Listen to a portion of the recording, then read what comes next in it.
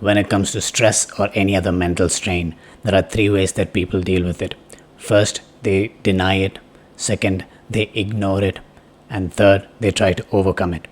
If you stick with me, I'm going to share a fourth way, which I believe is much better in my own experience. Okay, now before I get into that, I want to first thank my viewers and audience, my friends who texted me in the past few months asking why I didn't post any video and what's with my voice now, right?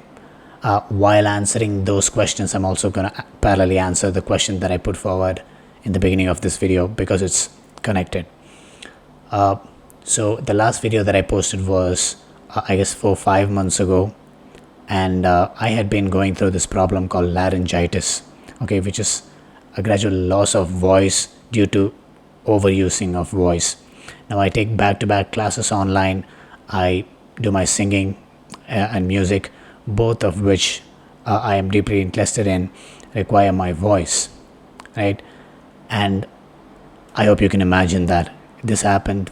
I thought it'll get better, but it just got worse, and it was during lockdown, and I was kind of stressed. I was stressed out, thinking if this will, lead to a bigger problem, and if I lose my voice. I kind of did in a way. Okay, it's like imagine you're a batsman, cricketer, or you're a pianist, and you don't feel your fingers or your hands. It's numb. How does that feel, right? So now I had to deal with this, okay, because the things that happened was that I was not able to talk. I had to talk very less. My voice therapist told me that I have to speak in a bass voice because the old high-pitched voice was not suitable for continuous use of voice. So I had to be on continuous voice rest. So there were a lot of 3-day periods of me speaking nothing, not even a word. I'm going to share with you how this stress proved to be something that's good for me, right? Now, how this proved to be good for me. Now, like I said before, you can either deny any stress in the context that applies in your life. Any stress, you can either deny it, ignore it, or you try to overcome it, right? Now, I just noted down how this can be beneficial for me, because I believe that anything happens, it has its own reasons. Okay, you cannot control everything, and the best way is to see how it is beneficial for you. And I was able to note down certain things that was very beneficial, which would have otherwise not happened, right? So the first thing is I was able to be more meditative. Now, there are many kinds of meditation. I do my own practice of meditation. In any meditation, the common thing is what? Your thoughts kind of just wander away, and you have to bring it back to the present moment, right? And that's one commonality.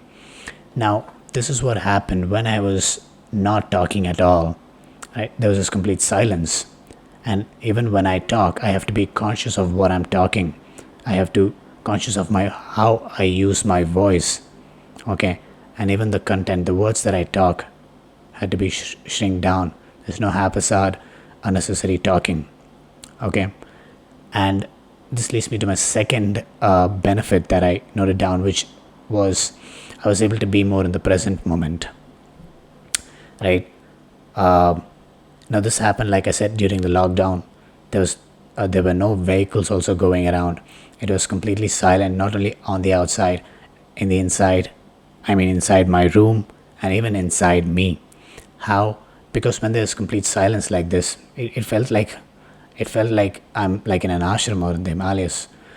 When there is this silence, the noise that is inside gets reflected, right? Whatever confusions, whatever blockages, or all the aspects of life, be it physical, mental, emotional, financial, spiritual, all these noises and blockages gets reflected in the front, and it shows up in the front because there is this introspection that is going on. I mean, I've just nicknamed this the pandemic period as the introspective hibernation period, because it was like a hibernation, and it was an introspective hibernation, a lot of self-reflection. And like I said, I was able to be more meditative, even away from my actual meditation. throughout the day, I was able to be more in the present moment. I was forced to, right? It became a natural practice, which wouldn't have happened otherwise. Being conscious of every word that I speak, uh, you know, not just the content, the way I use my voice, right? Not straining much. So, which leads me to my third and final benefit that I want to share is being more austere. Now, I know a few people who, they do fasting, and it's a way of austerity, right? And similarly, they have this, they won't speak for an entire day. It's like a religious process, and it's like an austerity that they say that they take up to be more austere and self-controlled. It's like a way of self-disciplining, right? Now, I was supposed to be like this for at least 3 days, and 3 to 4 times 3 days. But these were the three main benefits. Okay. Now, I just like to quickly share a few of the analogies that I was able to notice that is directly related to this way of handling stress. Right. I was able to pick from nature on the things around me.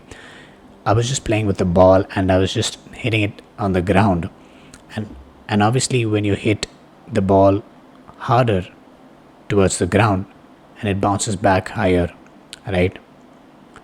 Now, I guess I'm just relating that directly to the stress or any setback that you're going through right now. Okay.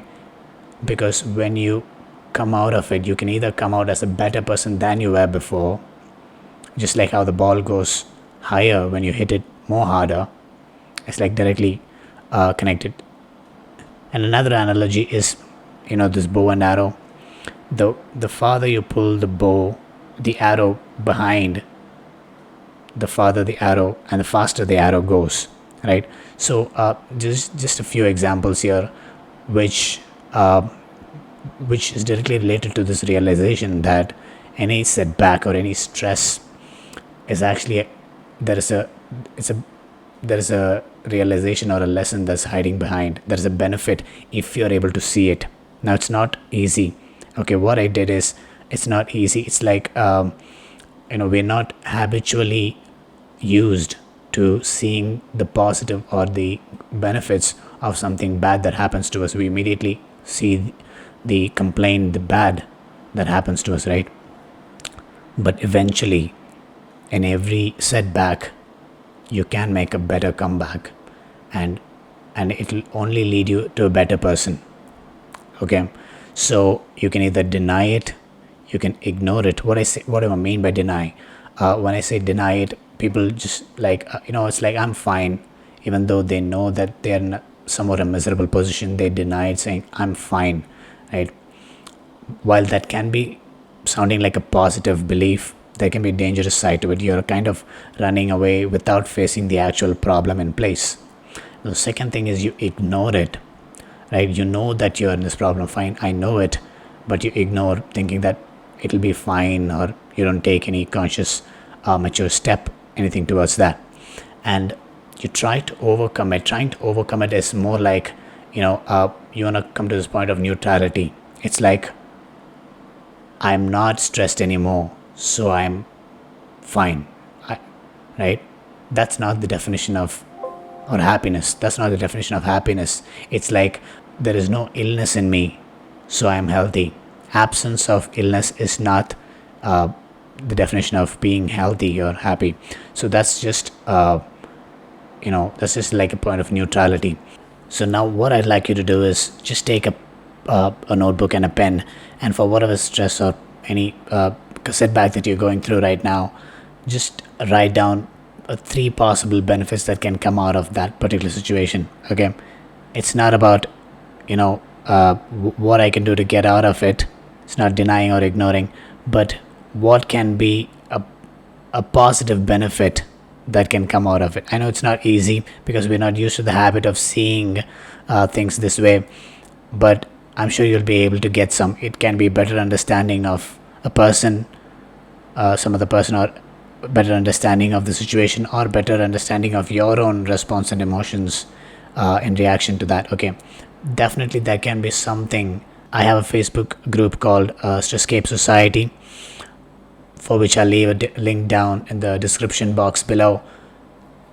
To join the group, I'll be sharing some regular stuff there. Any setback like this can directly have its own bright side to it, if you want to call it, because they say that there's light at the end of the tunnel, but I always say to myself, I don't believe exactly in light at the end of the tunnel. I always prefer carrying torchlights with a couple of extra batteries if possible. Anything that sets you back or puts you in a mode of stress, if you're able to reflect on that, if you're able to practice that habitually, and there's nothing that can stop you, that's the best immunity. And the closest word that I was able to resonate or find out is the word resilience. Is the ability to cope with stress and convert that into something positive, right? So that's what I wanted to share, and I'm going to be posting videos because, like, I don't know if I'll be able to get back to my old voice, but I'm kind of used to this now.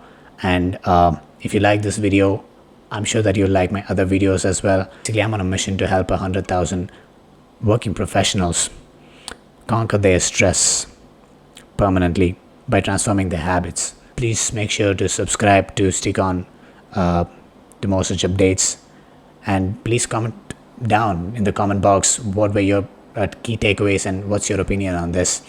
I love to read them, and looking forward to see you in the next one. Bye bye.